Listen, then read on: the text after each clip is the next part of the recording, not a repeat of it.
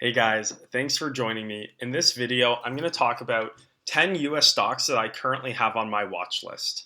If you like this type of content, please subscribe to the channel. We just hit 100 subscribers, so thank you guys very much if you already subscribed.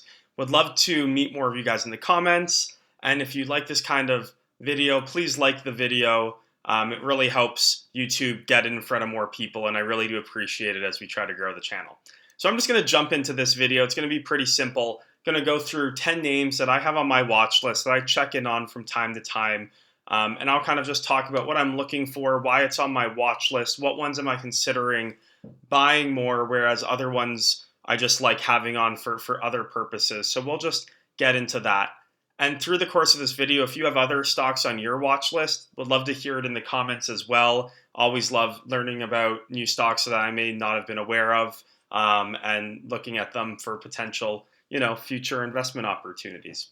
So I'm just going to jump into this one. The first stock I have on my watch list is Blackstone. Blackstone is, as lots of you probably know, a really, really big company. They're kind of in the private wealth space. They hold assets privately. They raise money. They really have like asset under management, and then they derive a fee from those assets that they manage and invest on behalf of their clients. I don't really have a play like this in a direct way in my portfolio. I guess I do own some banks that do this indirectly or as a part of their business. But I really think that as lots of people with significant amounts of wealth, billionaires, people with hundreds of millions of dollars, athletes, etc., become more common in society. And unfortunately, as wealth gaps spread, there'll just be a lot of appetite for opportunities to invest money in things privately in addition to public markets. And we've seen lots of money rush to private equity and these kind of opportunities over the last number of years with Blackstone, with Brookfield, stuff like that.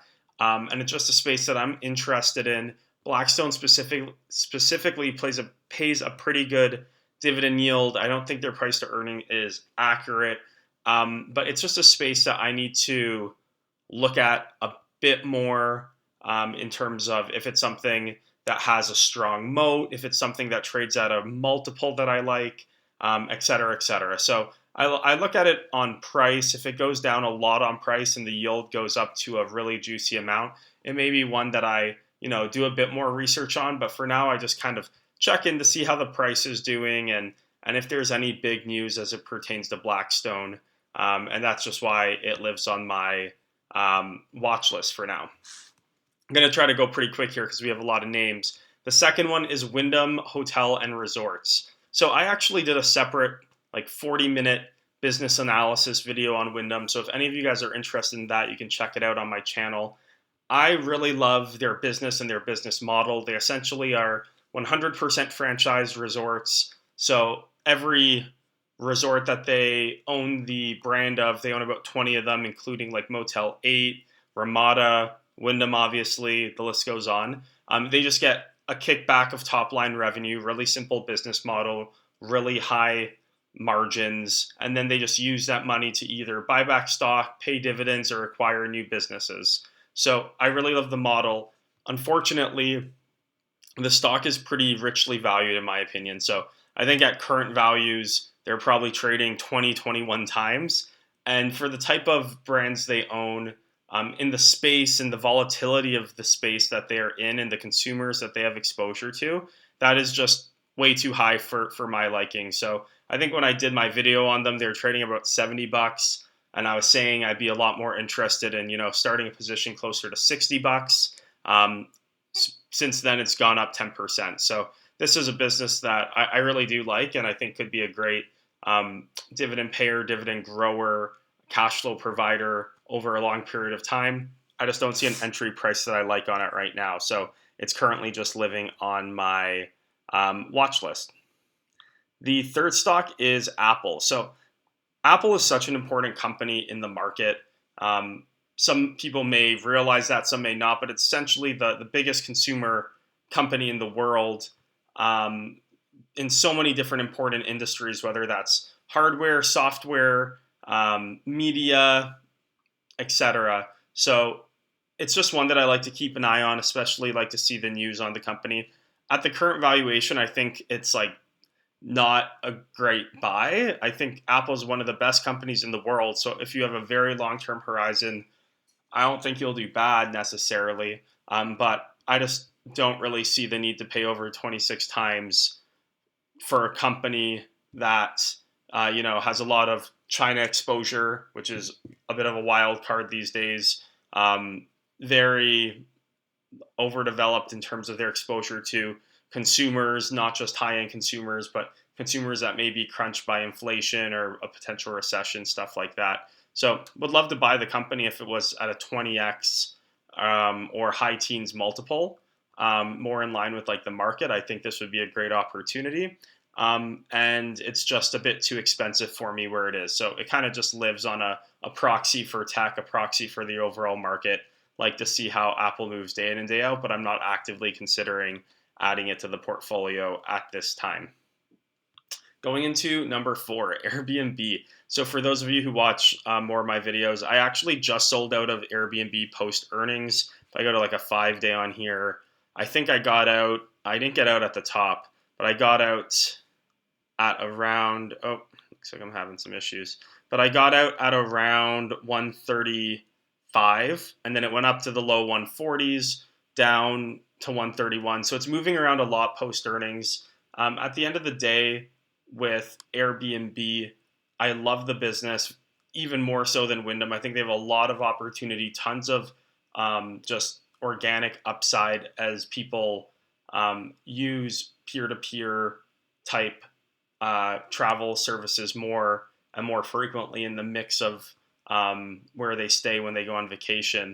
And they're really positioning themselves as being the best option in that space and continuing to build moats against Vrbo and other competitors with, like air cover, offering insurance, offering other benefits to consumers as well as hosts at scale. And they're continuing to really look at and focus on how they can continue to drive that value equation so that no one else would want to list on Vrbo or something like that. They'd just be good with Airbnb. So I think they're focusing on the right things. They have a lot of growth opportunities. They have experiences which they're looking at blowing up as well. Amazing business. I'm not paying 40 times future earnings for it though, just with all the other opportunities in the market that I see at 10, 15 times earnings that pay good dividends and provide me with income to reinvest in other things. It's just a huge opportunity cost to hold on to a stock trading 40 times. If they grow into that valuation and their stock price holds, or if they miss a quarter bat and it goes down, I'd love to jump back in. And that's why this is on my watch list, but one that I've recently dumped in this specific portfolio. Actually, in all my portfolios, I don't have any Airbnb anymore. And that's why I have a pretty good cash position sitting at the side there, actually. Okay, going into stock number 5, Endeavor Group. So Endeavor Group owns the UFC. They also own some beauty pageants, some tennis tours, and they're also a talent agency. They have a lot of exposure across the entertainment space. It's a stock that I'm really interested in the company as just like consumer, but as an investor, it's a lot going on that I'm just not really sure what's going on in terms of the underlying drivers of their business, where money's flowing, the strategy and some of the things that they're doing, especially on the talent management side. It's not too easy to understand. So just a lot of things going on that I don't understand, which is what kind of keeps me out of investing in it. It's also not sustainably profitable. They're investing in a lot of growth initiatives and stuff. So they do have a PE there, but they kind of go negative, positive, depending on the quarter. And they don't pay a dividend either, which I tend to, have a higher standard in terms of cash flows and stuff like that. If I'm not going to be receiving a dividend, I want to make sure the business is stable and positioned to pay me out cash flows or capital through buybacks or future dividends in the near to medium term. So this is a stock that love the business, would love to have exposure to a sports franchise like the UFC, because they really own a league in their own right, which is a great opportunity on TV rights and streaming and other things that they can do with that. but just not the right stock for me given some of the obscurities of how they report and their financials, as well as not having consistent earnings, not paying a dividend. So it's one that I keep an eye on. Who knows? Maybe I'll get bored and trade it if it crashes one day. But ultimately, have never owned the stock. Going into the next two here. So these two are really just ETFs for geographical exposure. I have only one other ETF that plays directly outside of North America. So obviously, the majority of my portfolio is across Canada and the US. I own a ETF that is a dividend ETF for some parts of Asia, Australia, but primarily Europe. So I really don't have any exposure to Latin America right now. So I'm always looking at an opportunity to, with time, cover more of my bases in terms of geographical exposure. I'm definitely over levered towards the US and Canada, so really wouldn't mind. And this is one of the ETFs that provides me that through a Brazil equity fund. So it's one that I've considered. I don't like how they do their dividend structure. They just pay out a huge dividend at the end of the year of like 7-8%. I'd rather they pay it quarterly or at a different cadence. And it's extremely inconsistent depending on the year. So I don't love that structure. The other thing for me as a Canadian citizen, the stock's in US dollars, obviously, so I'm going to lose a point in foreign exchange when I move it over. And, that's always just a tiny barrier. I know it's not a big deal, but as you're continuing to average in and as the US dollar is as strong as it is today, I'm pretty strict in terms of where I allocate my US dollars. The second one that's in the same breath is just maybe a bit less focused on Brazil specifically, and it's the top 40 publicly traded stocks in Latin America. So this includes stocks from like Peru, Mexico, Colombia, stuff like that, Chile, a bit more diversified. I think if I was going to go into one or the other, I'd probably do this one just because I don't know the space that well in terms of the geography and the political climate. So I think just having my money spread over more countries is probably a better way to dabble into the region.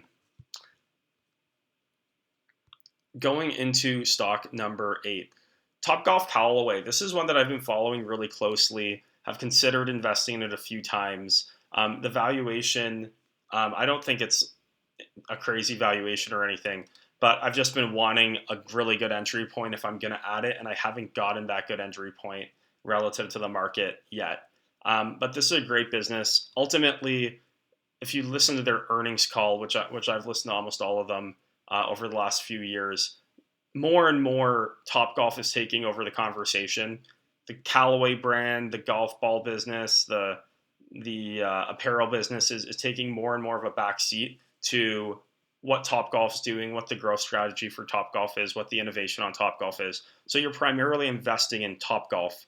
For those of you who are familiar with that business that's getting rolled out, that's just like reinventing driving ranges and how people are entertained off the golf course with still participating in the game, which is some pretty cool stuff. If you haven't seen it, I'd recommend YouTubing it or Googling it.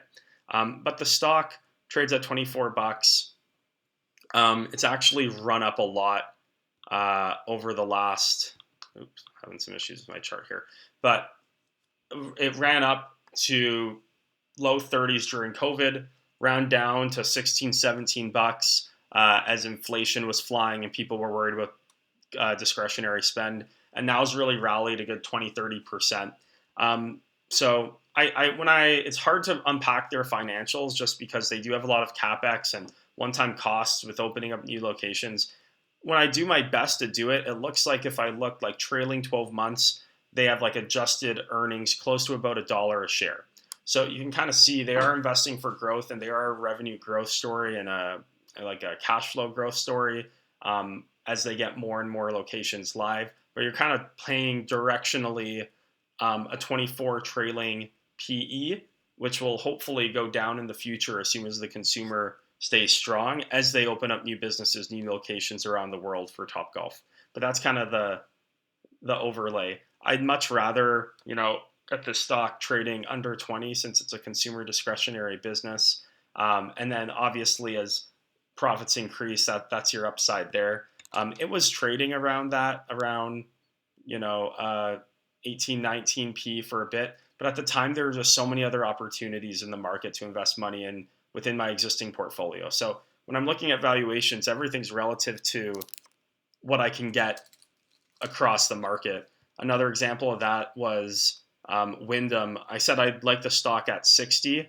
I was watching it when it got to 60 in September, but it was so many other stocks at that point that were just getting absolutely hammered. I actually think I started buying some Airbnb at that point, and then I ended up making 30, 40, 50% on it. So, everything's a relative trade-off to what the market's doing that day.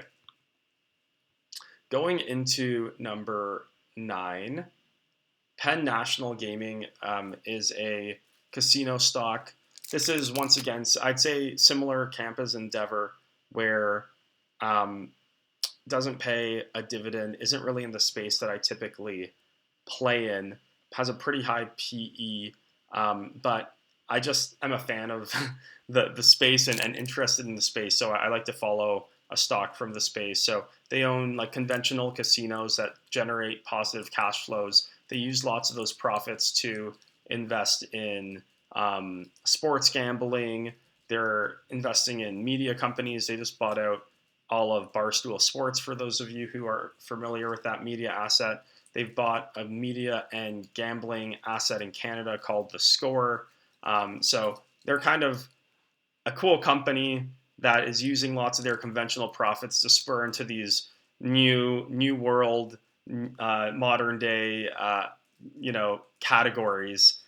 So lots of interesting stuff going on with the business, and I like that since they have their conventional business, they're still profitable. It's not a stock that, given my investing style, that I'm dying to get into or invest in right now, but I do like having it on my watch list, similar to Endeavor. And the last stock on my watch list is Walgreens. So Walgreens is an interesting stock just because it trades at such a low PE. I think this PE is incorrect, but I think the company makes about $1 billion a quarter, which puts them at about a 7 to 8 PE multiple where they sit today. They pay a juicy 6.5% dividend, and you'd think they're in a pretty stable industry of drugstore, grocery. If anything, as people are getting older, they may be going to drugstores and pharmacies more often. I haven't done a ton of research in this space, which is why it's on my watch list to remind me to do so. But this space, just I guess because of increase in theft levels in stores like this, inflation, lots of other issues with competition. In the US specifically, healthcare has become a hot topic. Lots of companies trying to get into the pharmacy space and the drug space and lower prices. So I think all of those headwinds are weighing on the stock. But at the end of the day, if it's trading at 7 times, that's like you're getting like a 15% return on your investment annually as they kind of sort through all of these issues. So I still think it could be a good opportunity, but definitely when I have to look in more as I consider potentially adding one of these stocks to my portfolio. So those are the 10 stocks that I currently have on my watch list. Would love to hear your thoughts on any of these stocks or what stocks you may have on your watch list. And if you like this kind of content, like the video, please consider subscribing to the channel for more videos like this, and I'll see you guys in the next one.